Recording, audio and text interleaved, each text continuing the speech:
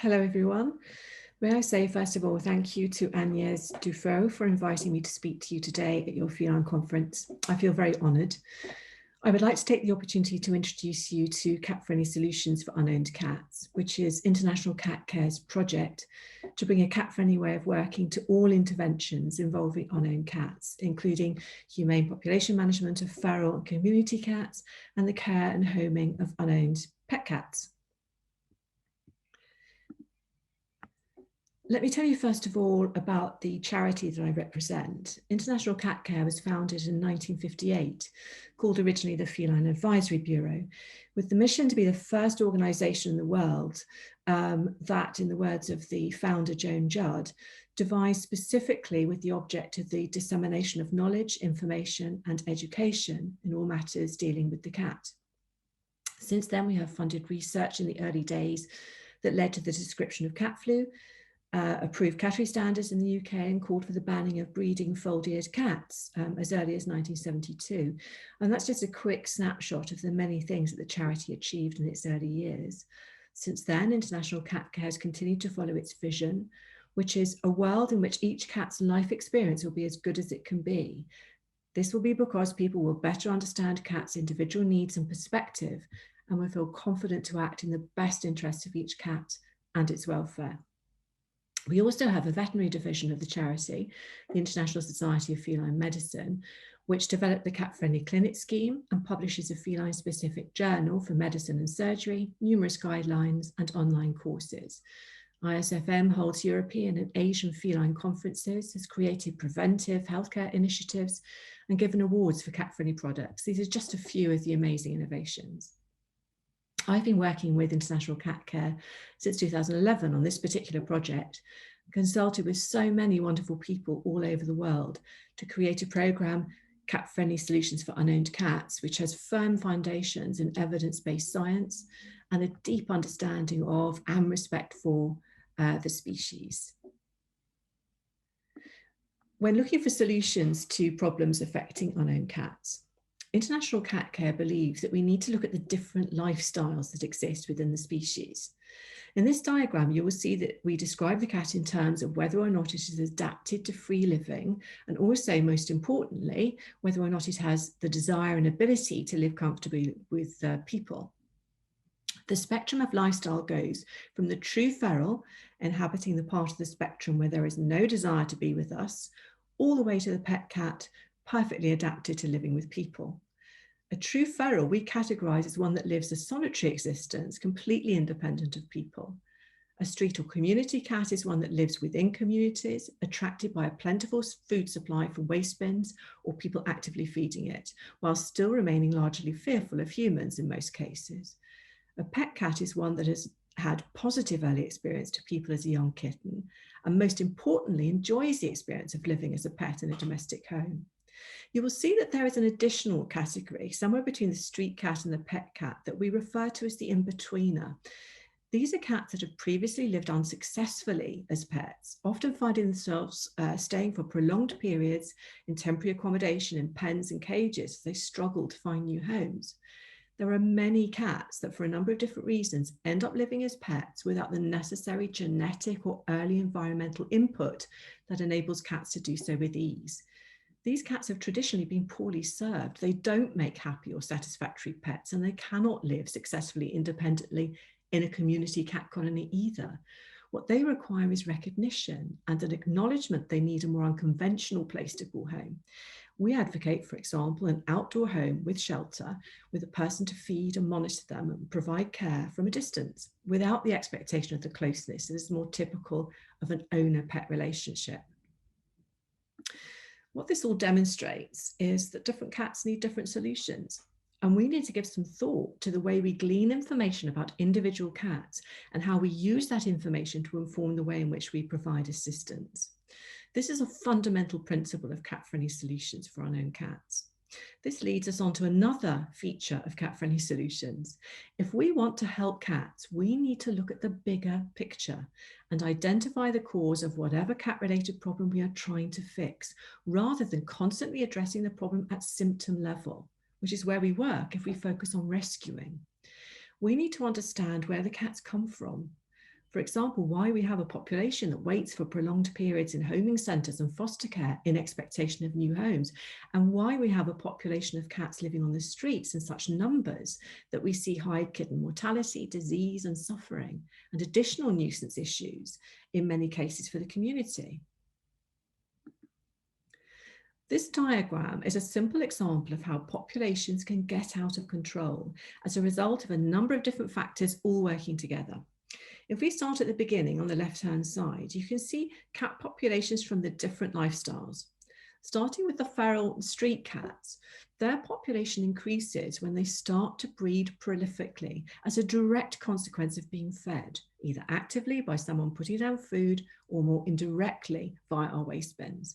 Failure to neuter at this stage has consequences, and they are an increase in population, disease and suffering, an increase in kitten mortality, and an increase in nuisance complaints from the community. Below the feral street and community cats, you will see that a failure to neuter pet cats also leads to more of them potentially straying or being abandoned and either joining the street cat community, attracted by the food source, or being taken into homing centres to add to the numbers there. The ultimate consequence for them is that there is a disparity between the supply of and demand for pet cats, particularly adult ones. So more and more cats are taken into care and stay there for long periods. And those that are homed are subsequently returned to the homing organisation as they do not meet the expectations of the new owners. Why? Because careful matching is not taking place to ensure the particular cat meets the needs of the person or family wishing to adopt, and vice versa. These ever-increasing numbers lead to overcrowding in the centres and the stress associated with that, which in turn leads to the outbreak of infectious diseases such as cat flu. This is an intolerable welfare concern for cats. And if we understand how it occurs, we are duty-bound to break the cycle. Cat-Friendly Solutions promotes the humane management of unowned and owned cat populations. By engaging with communities, we can put trap, neuter, return TNR programs in place for the feral, street and community cats. Designated feeders help to manage the neuter colonies, which results in healthy, stable populations with good welfare and a decline in numbers in the longer term. Cat-Friendly Solutions also focuses on owners, promoting campaigns and incentives to encourage responsible ownership and neutering before sexual maturity. Around 4 months of age will be ideal for a pet cat. We collectively need to promote good breeding practice so that any cats that are bred are from physically healthy pet cats, and they are reared as young kittens in a way that they develop into adults that make good pets and enjoy living with people. We need to have a more proactive response from homing organisations rather than always reacting when emergency situations occur. They need to work with their local community to give assistance to people who are struggling to keep their pets. An example of this would be providing practical support to those with temporary financial concerns or those with accommodation issues. Homing centres and foster networks that adopt cat-friendly ways work at optimum rather than maximum capacity whenever they can, so that they have the time and resources to give every cat individual care. This results in a short length of stay in the homing centre for each one as they are carefully matched with new owners. Stress is minimised, infectious disease outbreaks are no longer an issue, and everyone is working towards a supply of pet cats meeting the demand for them. It may seem counterintuitive to many people, but working with fewer cats in care at any one time actually means that more cats are helped in the long term. Compelling evidence from published research is available to show this is the case. Why would any organisation, in light of this information, resist working towards adopting this approach?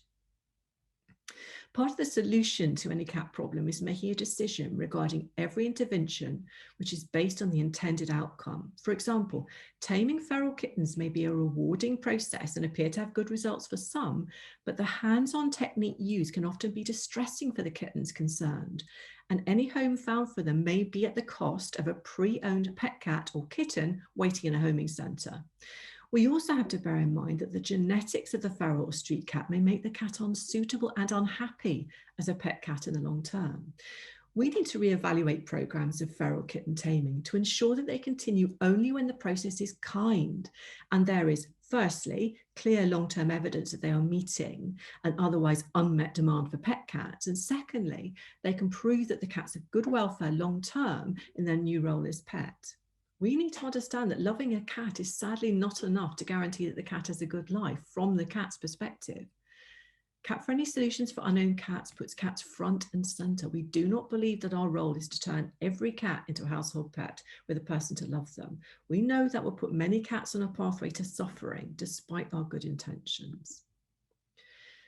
International Cat Care are working hard to support those who work directly with unowned cats. We have a comprehensive website full of practical information in simple language, whether you work with feral and street cats or with unowned pets.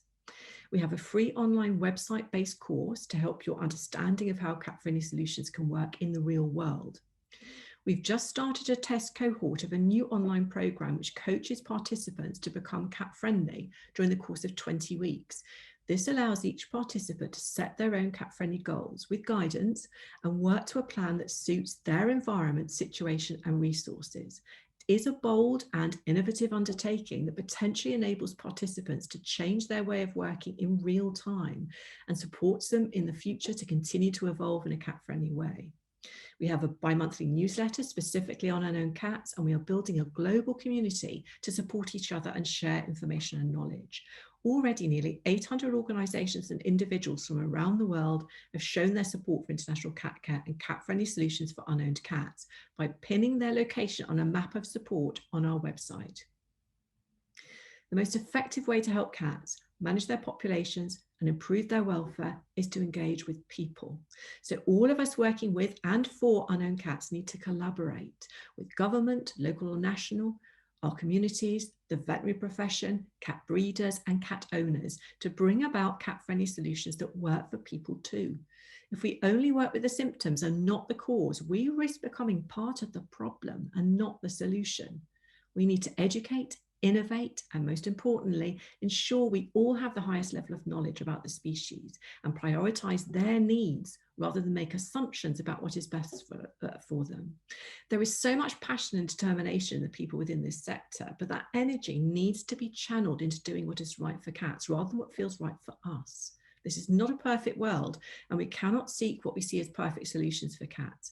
We can, however, assess the situation in our own environment and using our knowledge and expertise, create interventions for cats that provides them with the best outcome to suit their needs, given the circumstances.